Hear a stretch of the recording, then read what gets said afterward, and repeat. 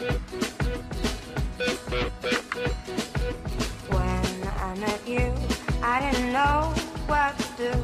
I was tired, I was hungry, I tried. Now I'm away, I ride home every day, and I see you on the TV at night. Bonjour à tous, Avis de Tendance, c'est l'émission qui rafraîchit les idées. Au programme, 26 minutes dédiées au lifestyle. Nous parlerons gastronomie, tendance, évasion, voyage et tout cela accompagné de mon invité. Aujourd'hui, j'ai la chance de recevoir Arthur Junio. Il est auteur, il est réalisateur, acteur, metteur en scène, producteur. Bref, il touche à tout avec réussite. On peut le retrouver en ce moment dans sa dernière mise en scène, la pièce des pieds et des mains au Théâtre Fontaine à Paris. Et prochainement également en tant qu'acteur dans le film Macadam Baby. Ah, bah, je crois qu'il arrive. Je vais lui ouvrir.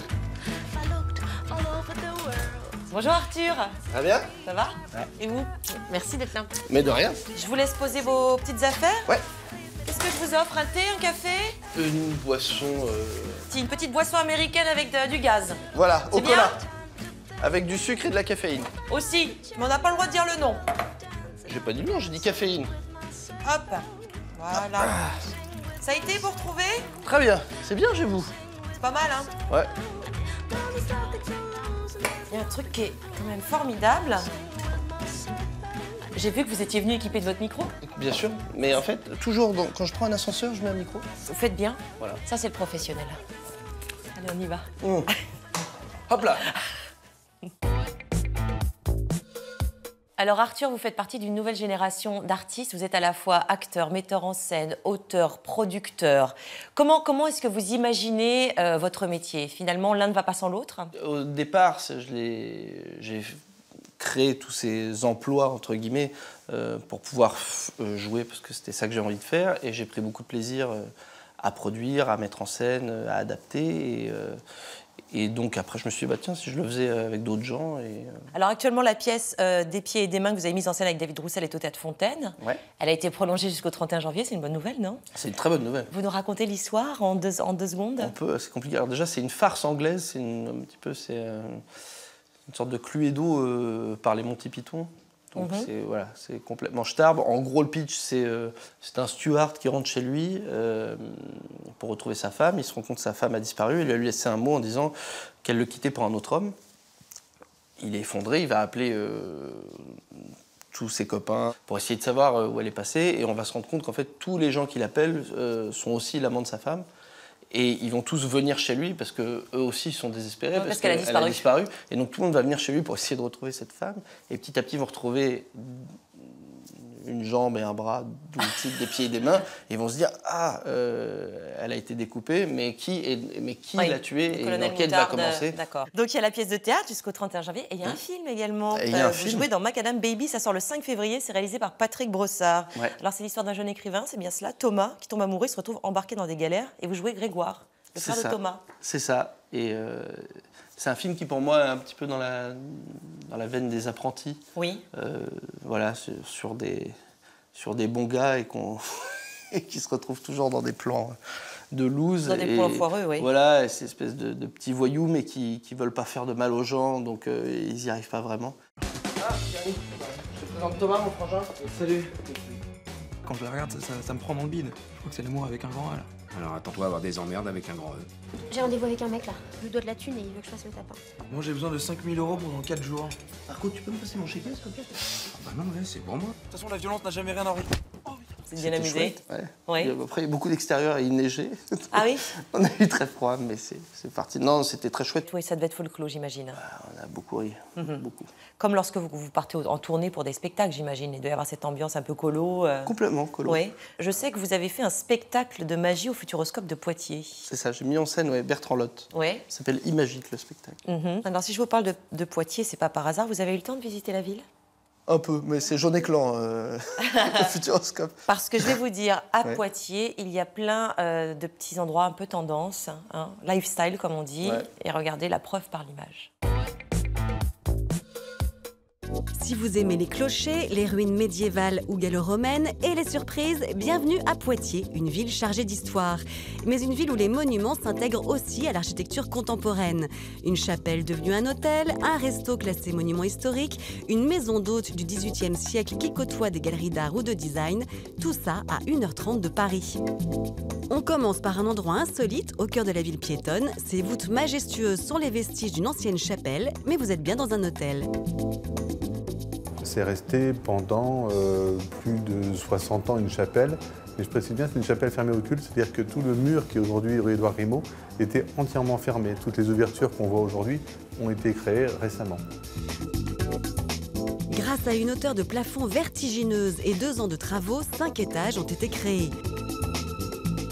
Écoutez, vous êtes dans la chambre de la princesse. Il nous manque un baldaquin, puis des grands voilages. Et puis voilà, quand on est parti, elle plaît beaucoup. C'est 360 degrés sur la ville de Poitiers. Et on est vraiment dans le pur de ce qu'il reste de toutes ces alcôves. En bas, même décor solennel pour le resto, ponctué de colonnes et d'alcôves romantiques. Et tout en haut, des chambres tournent autour du clocher. Car 2000 ans d'histoire ont façonné la ville et parfois des ruines gréco-romaines surgissent en plein cœur d'un centre commercial. Des dizaines d'églises parsèment aussi la ville. Mais tout de suite, on file aux antipodes de Poitiers, une ancienne chanterie de moines du XIIe siècle, devenue un restaurant. Alors ici, on est dans un monument historique, un lieu qui abritait les pères chartreux, les pères qui chantaient dans une église. C'est un lieu aussi qui abritait le vin, la cave des moines. Le chef est un ancien guide de voyage et ex-aventurier en Australie. Il propose ici des chemins gastronomiques de traverse. Je ne peux pas m'empêcher de prendre une pomme qui va venir de Chine, un légume qui va venir d'Amérique centrale. J'ai envie que la cuisine reflète l'idée de voyage, voilà. Mais tout en restant autour de la cuisine française. On continue la promenade dans l'histoire avec une maison d'hôtes du XVIIIe siècle dans le quartier résidentiel de la Selle. On est là dans un hôtel particulier qui a été acheté en 1774 par le marquis Charles-Élie de Ferrières, qui a été élu député de la noblesse aux États généraux et donc qui a passé la Révolution à Versailles. On connaît assez bien sa vie parce qu'il a entretenu pendant cette période une correspondance très suivie avec sa femme, qui elle-même a passé une partie de la Révolution dans cette maison. Les vestiges du XVIIIe qui existaient ont été gardés. Il s'agit essentiellement de boiseries du XVIIIe, miroirs, parquets. Cette maison, elle donne finalement une idée de ce qu'était l'habitat de cette noblesse provinciale, campagnarde, qui n'était pas vraiment fortunée, mais qui était quand même assez aisée. Pour les amateurs de déco contemporaine, direction la galerie du XXe siècle avec ses exclusivités design. La spécialité de la galerie, c'est les années 50, 60, 70. Donc tout le mobilier, tout ce qui a trait en fait à cet univers-là. Ensuite, j'ai des coups de cœur et j'ai des domaines de prédilection, notamment le mobilier hollandais. Voilà, voici un parfait exemple du design hollandais. On est sur le tabouret de Kees Brackman, édition Pastou. Un fauteuil de Pierre Paulin, c'est l'Orange Slice, parfaite illustration du mobilier de cette époque-là. Orange Slice, on comprend pourquoi, on voit tout à fait les quartiers d'Orange. Depuis plus de 10 ans, Jean-Yves parcourt les brocantes à la recherche de l'objet rare. J'achète des fauteuils en mauvais état. La plupart du temps, comme on dit dans le métier, carcasse, état carcasse, que je fais entièrement restaurer. Donc on repart sur une mousse neuve et des tissus, bien évidemment neufs. Peu de galeries d'art existent à Poitiers, mais elles sont originales, comme l'Arcuterie. En fait, on est sur le site d'un ancien magasin qui était une boucherie-charcuterie. Il y avait marqué boucherie-charcuterie, j'ai enlevé boucherie, j'ai enlevé le CH et donc le nom était tout trouvé, quoi, Arcuterie. Vous avez le carrelage couleur jambon, j'ai gardé les placards avec le faux marbre, etc. La galerie fonctionne comme une association sans exigence de rentabilité. Ça permet à Philippe de découvrir de nouveaux artistes. Par terre, ce sont des éléphants en céramique. C'est l'œuvre d'un artiste d'Angers qui est sculpteur, fondeur, céramiste, qui fait pas mal d'animaux, mais bon, aussi des personnages. Les grosses pièces blanches, là, ce sont des animaux et ça a été exposé tout l'été à Nantes au Muséum d'histoire naturelle. Le long des rues piétonnes, on découvre aussi un écrin de beauté au nom évocateur de l'Atelier des Rêves, une boutique qui expose des créateurs d'accessoires et de bijoux dans d'autres matériaux que l'or ou l'argent. D'où le textile, le silicium, les bijoux à images, les bijoux en résine, en ivoire végétal, avec de l'émail, enfin bon, différents types de modèles. J'aime particulièrement la collection d'Amélie Blaise, les bijoux à images, les bijoux à histoire. J'adore également cette collection de Tsurigeta en silicone, une matière inspirée du caoutchouc. Mais c'est l'heure de l'apéro, dans une cave réputée de la ville. À la table du chai, cette machine sert des mini-doses de vin pour déguster une trentaine de sélections sans se ruiner. Avec un contenant d'environ 3 centilitres, on peut se balader dans toutes les régions françaises. Des vins étrangers également, et ça accompagné de planches, de charcuterie, de fromage, océane ou des vrais plats traditionnels. Voilà, la balade est terminée. On vous avait prévenu, Poitiers est pleine de surprises.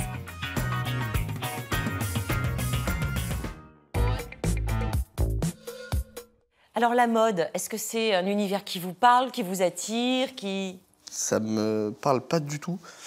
Je suis d'un classicisme... C'est-à-dire je mets une chemise, un jean et une paire de baskets. Vous n'avez pas un petit vêtement fétiche dans votre garde-robe, hein? Pas du tout. Si, j'ai mon t-shirt d'accouchement, quand j'ai accouché.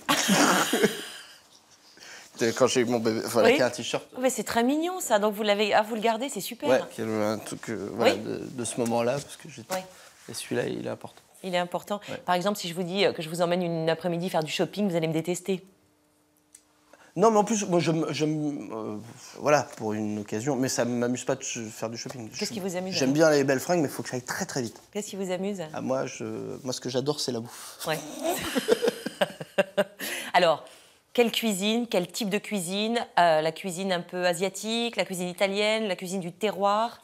Alors vraiment, je suis vraiment multi-glouton. Non, j'aime beaucoup tout ce qui vient de la mer. Vraiment, en règle générale, je suis très carpaccio, poisson cru, sushi, préparation, crustacés, les oursins, ce que je préfère au monde. Mais voilà, j'aime beaucoup la bouffe italienne, j'aime beaucoup la bouffe espagnole. Non, mais enfin, j'aime toutes les bouffes. Et les grands restos, d'aller manger à la table d'un grand chef? Oui, hein. oui, je peux faire ça. Et si je vous proposais, par exemple, d'apprendre à cuisiner comme un grand chef? Enfin, c'est pas moi. Hein. Je préfère manger. Non, mais là, il y a Sophia, notre blogueuse de Kitchen Chic, qui va vous montrer comment réaliser le plat d'un grand chef, mais avec nos petites mains. Et c'est possible, regardez.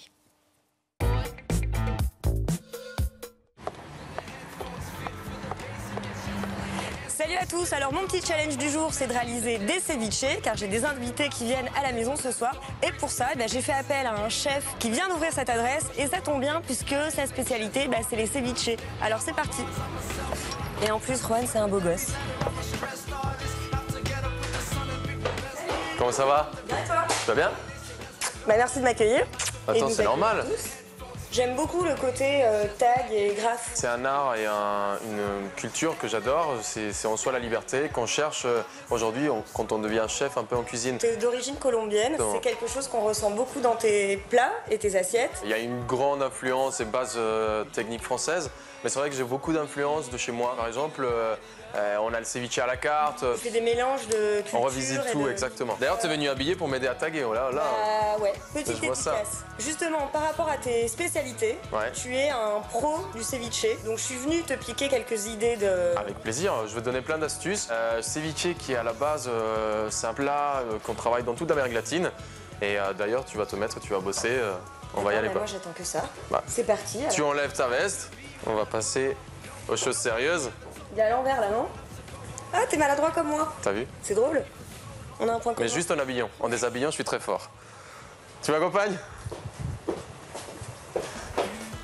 Je vais faire attention de ne pas glisser parce que ma grande spécialité, c'est les glissades. C'est beau. Ouais. Alors, dis-nous un petit peu ce que tu as prévu comme ingrédients pour nos ceviches qu'on va réaliser ensemble. Non, tu vas réaliser. Que je vais réaliser. C'est toi qui vas bosser aujourd'hui. Donc, les avocats, en général, on les trouve beaucoup en Amérique latine, donc ça fait partie des produits qu'on utilise tout le temps. Et ça, c'est quoi alors comme... Ça s'appelle civet taille, mais c'est beaucoup plus doux. C'est comme un... Ouais, tu peux. Là, il y a un peu taillé si tu veux. C'est un petit peu fort, mais c'est bon. Ah ouais, t'y vas, toi. Ah bah attends. Tu me parles pas après. Oh la vache. Oh la vache. Là, tu as donc la base du ceviche aujourd'hui, ça va être de la Saint-Jacques. D'accord. Donc on a des très belles Saint-Jacques, magnifiques. Il faut toujours penser qu'il faut que ça soit archi frais. J'en profite un petit peu. D'accord. Toujours citron vert ou citron jaune, il faut de l'acidité. Ah, ça c'est quoi? C'est un petit bonbon? C'est du gingembre confit. Non mais goûte. Arrête-toi, goûte. C'est très bon. Fleur de sel. Et... Oh. Mon... Pardon. Tu vas cracher? Pardon, mais c'est pas très bon comme ça. Et mon côté graphe aujourd'hui, en fait, on va faire du jus de citron avec de l'encre de sèche. Des herbes, tu peux le varier avec du basilic, thaï, coriandre, cébette, persil, sarfeuille. Ça, c'est du mini basilic. Et en plus, ce qui est génial avec le ceviche, je vais te donner une astuce, c'est que tu n'as pas besoin de passer des heures en cuisine. Tu vas être avec tes potes au bar. Ce que je te propose, c'est qu'on fasse ça, on va aller au bar et je te montre comment on va préparer le ceviche. Avant de passer au dressage, récapitulatif des ingrédients. Il nous faudra de l'encre de sèche citronnée, la moitié d'un avocat, 2 belles noix de Saint-Jacques, du citron vert et jaune, du piment d'Espelette, de la cébette thaï, 4 feuilles d'oseille rouge, du mini basilic, du gingembre confit et de la fleur de sel, sans oublier la base de la recette, du citron mélangé avec des oignons rouges et des poivrons. Donc là, on a récupéré les ingrédients, on est sur le bar, j'imagine qu'il y a mes invités en face de moi. Tu as tous tes produits qui sont prêts. Tu dis, bon, Nathalie, Michel, je sais pas, ta copine. Jackie, qu'est-ce que tu en penses si tu t'occupes des Saint-Jacques? Jackie les Saint-Jacques. Jackie les Saint-Jacques. Ça commence par le J, on va attaquer les Saint-Jacques. Tu récupères une Saint-Jacques et tu la coupes en deux. Et je coupe comme ça? Voilà, dans le sens des fibres, exactement. D'accord. On va mettre un peu de zeste de citron. Et je mets quelle couleur alors? Vert et jaune. Tu pourrais m'embaucher quand même? Non, je pense pas. Dans ta cuisine, c'est vrai? T'es trop dangereuse. J'adorerais, oh là là, le rêve. C'est bien comme ça? Très bien. Là, on va passer donc aux avocats. Il faut enlever le noyau. Il y a une technique qui est très simple en fait. C'est qu'en fait, tu vas planter le couteau. Moi, je suis et en fait, là, tu tournes. Quand le noyau est en contact avec l'avocat ne noircit pas. Astuce à retenir. Voilà. Et là, on va passer au dressage. Là, l'idée, c'est vraiment s'inspirer de l'art. D'accord. Et vraiment faire une assiette qui va être hyper visuelle. Un conseil, il faut toujours réfléchir à l'assiette avant de dresser. On va commencer par le jus de citron à l'encre de sèche. Qu'il applique tel un graffeur avant les noix de Saint-Jacques.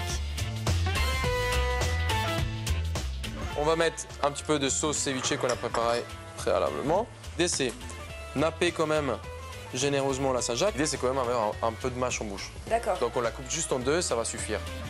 Sans oublier les feuilles de basilic et l'oseille. Et voilà, tu as une entrée qui est assez magique.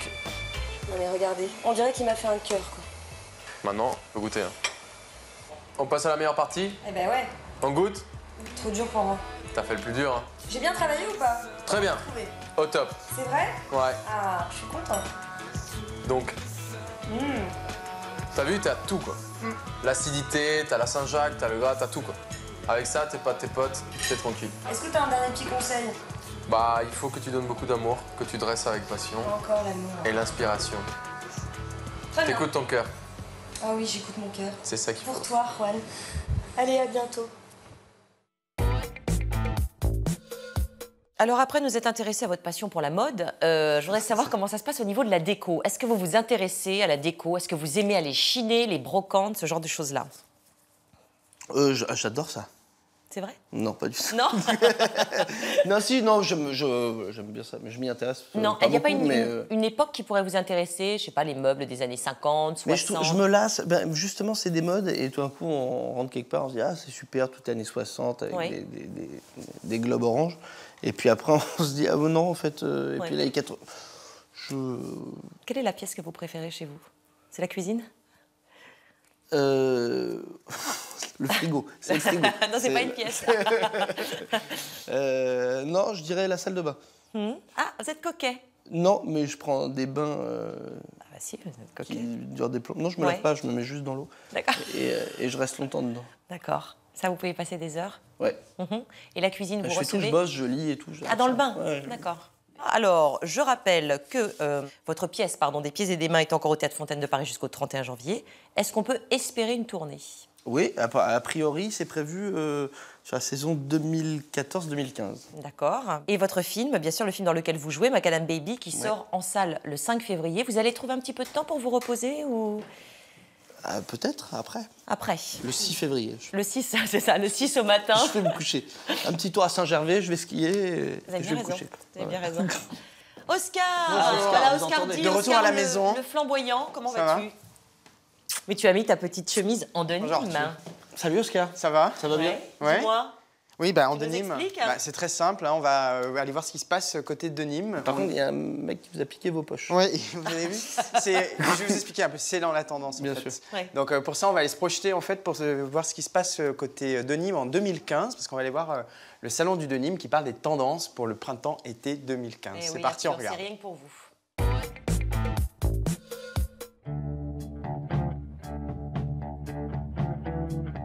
Aujourd'hui, on va décrypter un vêtement incontournable et vital de notre garde-robe, le jean. Et oui, notre bonne vieille toile bleue est dans tous ses états et dans toutes ses formes. Elle a même son propre salon. Et vous allez voir, ça vaut le détour. Direction La Halle Carpentier à Paris pour le salon Engraved, où créativité, qualité et exclusivité sont au cœur du denim. Un rendez-vous incontournable des professionnels des tendances pour découvrir avant tout le monde les inspirations de la saison printemps-été 2015.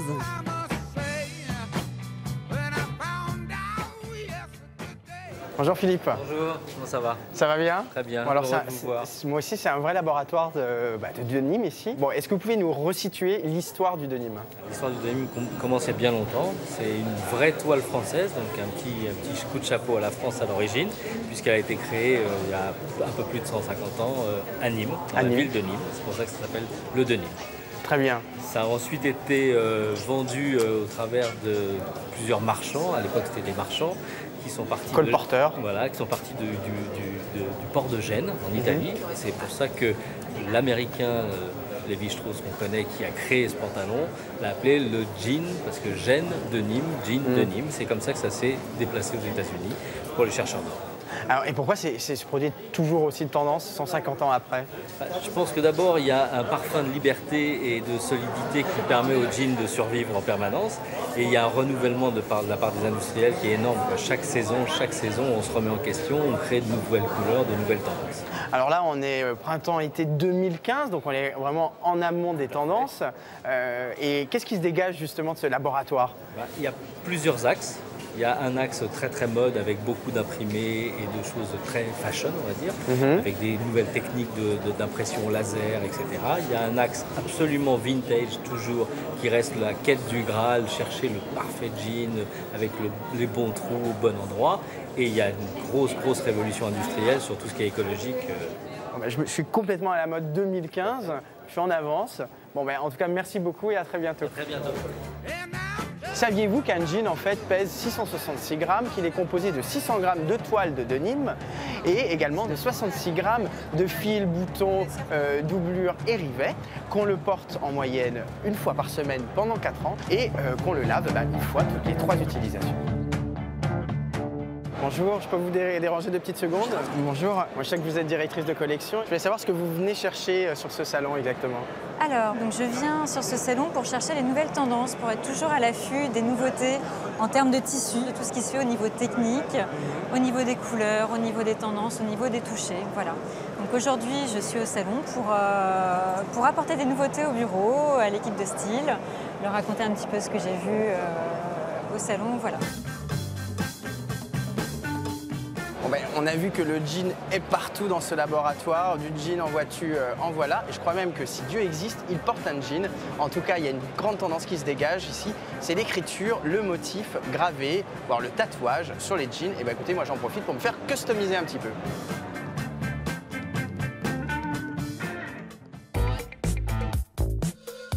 Bon, en tout cas, j'ai appris plein de choses sur ce salon. Les tendances. Alors, qu'est-ce que j'ai vu sur le salon? Alors, j'ai vu des protos assez incroyables.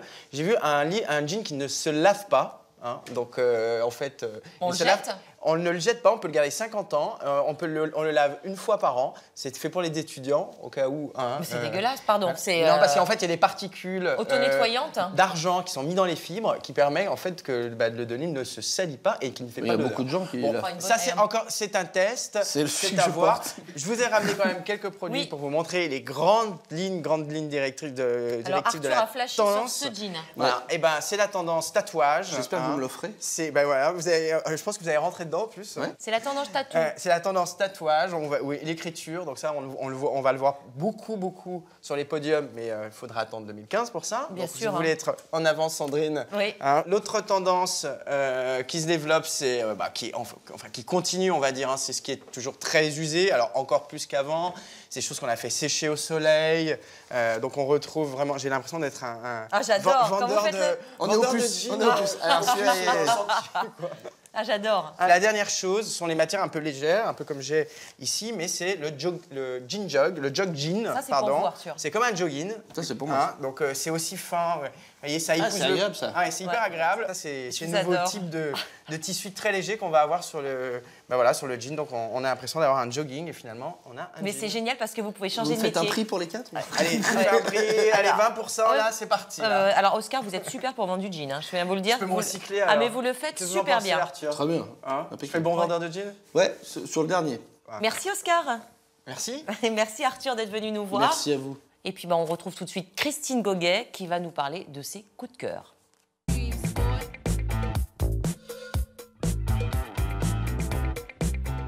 Bonjour Christine. Bonjour Sandrine. Vos coups de cœur aujourd'hui, vous en avez 2? Oui, alors j'ai 2 coups de cœur aujourd'hui. Dans le premier coup de cœur, c'est une pièce de théâtre. Ah, j'adore. Voilà, alors c'est une pièce très atypique qui a rencontré un succès formidable à Avignon et qui s'appelle Le Porteur d'Histoire. Alors c'est presque une histoire inracontable parce que ce sont des myriades d'histoires. Il y a 5 comédiens qui sont sur la scène et qui racontent chacun à leur façon la petite histoire, la grande histoire, comment la petite histoire débouche sur la grande histoire. C'est une épopée philosophique absolument incroyable. Bon, le décor minimaliste prête vraiment à l'imagination et c'est vraiment quelque chose d'étonnant. Et c'est accessible? Alors c'est très accessible. C'est quelque chose que moi-même j'ai du mal à raconter. On saute de l'histoire de la guerre d'Algérie à des histoires plus proches. Et ça prête à la réflexion aussi sur qui suis-je, qu'est-ce que l'histoire, qu'est-ce qu'un récit. Et c'est vraiment une pépite et vraiment je vous la recommande. Donc c'est à la Comédie des Champs-Élysées et c'est à partir du 5 février, c'est une reprise, tellement le succès a été grand. Bien, eh ben on va y aller sur vos bons conseils. Ensuite, je vous emmène à Grenoble. Ah bah si vous voulez, si vous voulez, on y va. Alors à Grenoble, il y a un musée qui est absolument extraordinaire, qui est un musée de référence en France et qui va consacrer une rétrospective formidable à Sigmar Polke. Alors, Sigmar Polke. Je n'ai pas l'accent allemand, non. Mais c'est un grand artiste allemand qui est, comme Gerhard Richter, à l'origine du pop art en réalité allemand. En Allemagne, oui. Voilà, c'est une sorte de Picasso contemporain.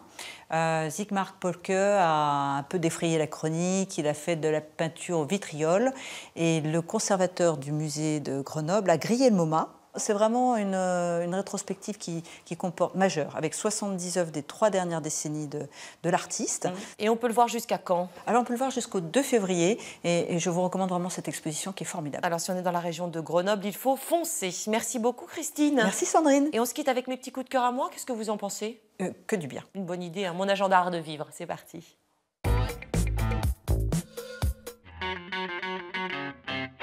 Votre année démarre sur les chapeaux de roue? Tant mieux! Un peu de lecture tout d'abord, avec le livre signé, numéroté et en édition limitée de Formento et Formento, en exclusivité chez Yellow Corner. C'est un couple de photographes américains qui décident en 2009 de traverser le pays en voiture avec seulement quelques billets en poche. Leur objectif? Photographier 50 femmes dans 25 États. Leurs mises en scène sont sophistiquées, inspirées par la mode des 60s. On sort ensuite voir l'expo Archilab 9e édition qui inaugure le FRAC de la région Centre. Cet événement de notoriété internationale est un véritable labo présentant à chaque édition les recherches les plus avancées en matière de création architecturale. Cette édition est consacrée à l'interaction entre architecture numérique et science, à la rencontre du monde vivant. C'est à voir jusqu'au 2 février au FRAC d'Orléans. Pour les Parisiens qui manquent de verdure, rendez-vous à l'expo Noces Végétales. L'artiste Sourigueta sublime la nature en utilisant une dentelle naturelle associée au végétal pour créer des œuvres d'inspiration organique. Un parcours au cœur des serres à la fois réel et rêvé. C'est au Jardin des Plantes à Paris jusqu'au 2 février. Et notre coup de cœur cette semaine, la nouvelle boutique de bijoux Satellite qui vient d'ouvrir à Paris. Une ambiance intimiste avec des boiseries anciennes, des miroirs biseautés, le tout teinté d'un noir profond et velouté comme dans un écrin. En associant l'élégance feutrée du boudoir à la rigueur minimaliste, les bijoux sont mis en valeur de façon à révéler toute la richesse des matières et des savoir-faire artisanaux. C'est à découvrir dans le 6e arrondissement de Paris.